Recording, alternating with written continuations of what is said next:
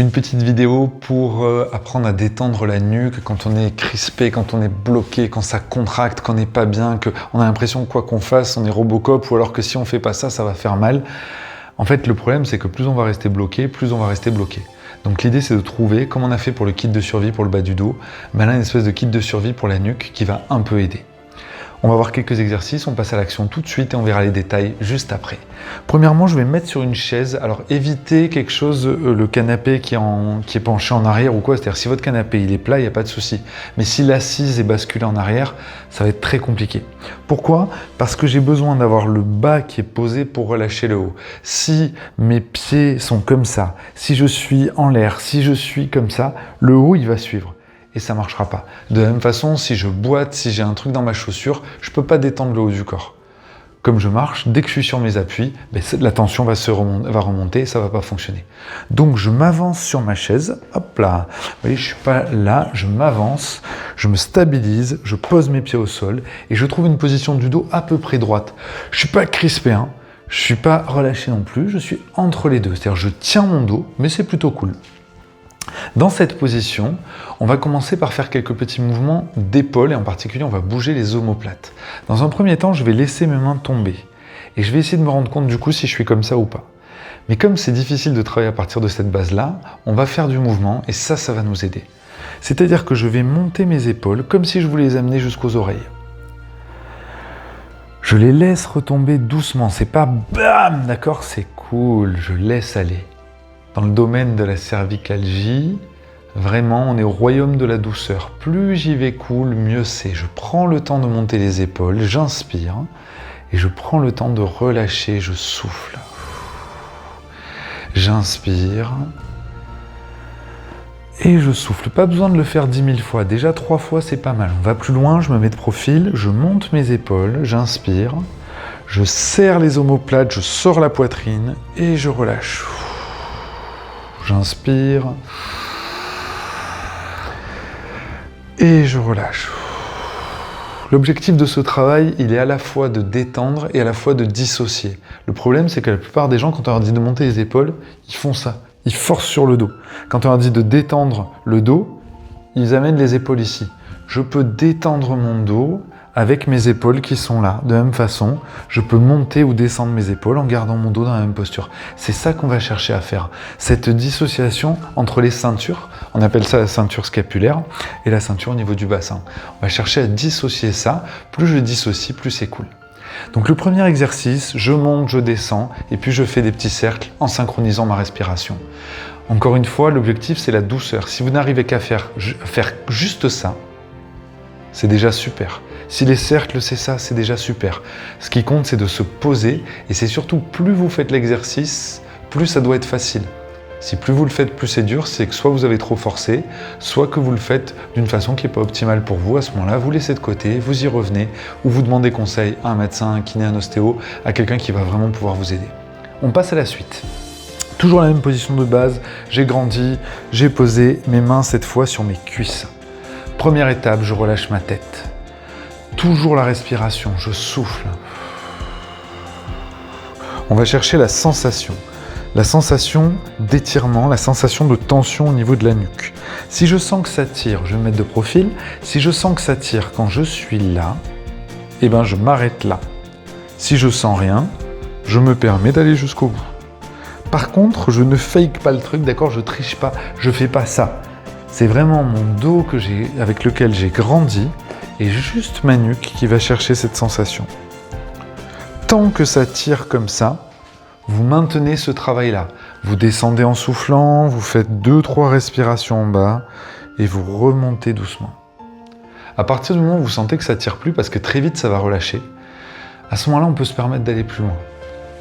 On est là, je relâche la tête et je laisse ma tête, comme si ma tête descendait, m'accompagner pour laisser le dos se pencher. Et comme vous voyez, mes bras restent posés. Je reste posé sur mes bras. Je ne vais pas me jeter en avant, je ne vais pas mettre du poids sur mon corps. Au contraire, j'ai cet appui qui est très précieux, surtout quand j'ai de la tension au niveau de la nuque. Donc vraiment, je maintiens cet appui qui me permet de relâcher la tête puis le dos en toute sécurité. Je me sers de cet appui. Et je descends en relâchant bien la tête, en respirant, jusqu'où je peux. À un moment, vous allez être capable, au fur et à mesure des répétitions, d'aller jusqu'à poser sur les cuisses. Et à ce moment-là, vous pouvez relâcher les bras complètement et relâcher la tête. Pour remonter, je ne force pas. Je pose bien mes mains et je repousse. Je fais le trajet inverse. Je suis descendu avec la tête, le haut du dos, le milieu du dos, le bas du dos et le bassin. Après, j'ai relâché ou pas les bras, peu importe. Pour remonter, je remets les bras et je pousse, je remonte le bas du dos, le milieu du dos, le haut du dos, la nuque, toujours en poussant sur les bras et la tête. On va travailler comme ça, on va dérouler et remonter. Ce qui compte encore une fois, c'est la douceur, c'est le temps que vous prenez et l'écoute du corps. Si ça tire à partir de là, je m'arrête là. Par contre, je relâche la tête. Dans toutes les postures où je vais être, je vais relâcher la tête. Ça, c'est pour le travail de face. On prend ce temps-là et on peut l'alterner avec un travail de côté. Je vais ouvrir un peu plus mes jambes. Donc là, mes cuisses sont à 45, mes pieds sont dans la continuité de mes cuisses. Et là, je vais poser soit ma main, soit mon avant-bras. Et je vais ouvrir ma cage thoracique. Et je vais un tout petit peu relâcher ma tête. Dès que j'ai la sensation, je suis au bon endroit. Moi, je suis assez souple, je pourrais aller jusqu'à là, mais ça n'a aucun intérêt. Je vais écraser ça, je vais forcer, ça n'a aucun intérêt. Encore une fois, ce que je cherche, c'est à détendre là-haut. Et détendre, ça ne veut pas dire aller au maximum. Donc, je pose mon avant-bras, j'ouvre un peu, pour être un peu dans l'axe de ma cuisse. Je laisse la tête tomber doucement, et quand ça tire, je maintiens. Je trouve le tout début de l'étirement. Je ne vais pas chercher à forcer, et je maintiens. 10, 15 secondes, et je reviens. Et je prends le temps de me stabiliser avant d'aller de l'autre côté. J'ouvre, je place, je maintiens. Si c'est faisable, si c'est facile, on va aller un tout petit peu plus loin. Je vais poser mon avant-bras, j'ouvre. Donc on peut aller jusqu'au coude, il n'y a pas de problème. J'ouvre, je laisse la tête tomber. Et cette main, je vais la laisser tomber aussi sur le côté. Je vais relâcher mon épaule, ça va un petit peu augmenter l'étirement. Encore une fois, le but, c'est pas de forcer, c'est de relâcher le corps. Mais dans la bonne posture. Si je le relâche là, c'est autre chose qui se passe, c'est pas terrible. Si je suis là, le travail est intéressant. Bien sûr, je respire, je relâche mon bras et je reviens en me servant de mes mains. Je force pas. L'autre côté, je pose où je peux, là. J'ouvre, je relâche la tête et mon bras, je le laisse tomber. Je détends mon épaule au maximum. Je prends le temps qui est bon pour moi. Donc là, je vais équilibrer pour que ce soit à peu près le même temps, 20-30 secondes. Et je repose et je reviens. Voilà, donc avec ces mouvements d'épaule, ce relâchement vers l'avant, ce relâchement sur les côtés, vous allez pouvoir commencer à travailler sur la nuque. Un dernier exercice peut être intéressant, mais alors là, il faut y aller encore plus en douceur. On va faire des mini-rotations. Donc on va aller chercher, mais au lieu de verrouiller mon corps, je vais le libérer. C'est-à-dire qu'au lieu de faire ça, de bloquer, je vais laisser mon épaule tourner un peu. Comme on est assis, le bassin va être verrouillé. Donc je ne vais pas aller plus loin que 90, ça n'a aucun intérêt. Par contre, je vais aller jusqu'à 90 en libérant mes épaules. Donc je libère mes mains sur les côtés, je regarde là et je vérifie que mon épaule suit le mouvement. Si je m'aperçois que je fais comme les mannequins, c'est-à-dire que je fais ça, c'est pas bon, c'est que j'ai forcé. Si j'arrive à laisser s'ouvrir, là c'est bon. Je reviens, je laisse s'ouvrir, là c'est bon. Et encore une fois, assis, il n'y a aucun intérêt à aller chercher derrière parce qu'on fait ça sur la colonne. Moi je trouve pas ça terrible, sauf à un stade avancé de yoga, mais là nous, on cherche à détendre la nuque, on cherche pas la performance. J'espère que ça va vous faire du bien ces exercices. Encore une fois, douceur, respiration, vous écoutez votre ressenti.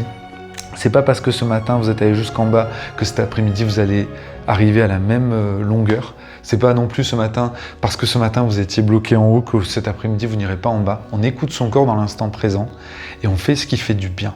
J'espère que ça va beaucoup vous aider. Je vous souhaite une très belle journée et je vous encourage, comme j'avais dit sur la vidéo sur le dos, à mettre de la chaleur. Un coussin chaud, une bouillotte, une couverture électrique, ça peut vraiment faire des miracles sur la nuque, à condition de se relâcher. Le bain chaud, c'est le top du top, mais dans tous les cas, à condition de vous relâcher. Si vous mettez la bouillotte pour faire autre chose en même temps, pour lire en tenant vos bras, ça va faire un double effet. Le cerveau, il comprend pas ce qui se passe. D'un côté, on lui dit détends-toi, de l'autre, on lui dit tiens. Le muscle, on lui dit relâche-toi avec la chaleur, mais maintiens le livre. C'est pas possible. Donc si vous mettez la chaleur, posez le corps, relâchez les bras, relâchez-vous. Et là, pour le coup, si je suis par exemple dans mon canapé, je vais vraiment me poser, je vais me laisser aller pour que ce soit très cool. Je vais appuyer ma tête sur quelque chose. Et là, je vais mettre mon petit coussin chauffant. La meilleure des positions pour se détendre, si vous la supportez, c'est allongé. Ça va être encore mieux que le reste. Je vous souhaite une très belle journée, j'espère que ces conseils vont vous aider et je vous dis à très bientôt pour d'autres vidéos.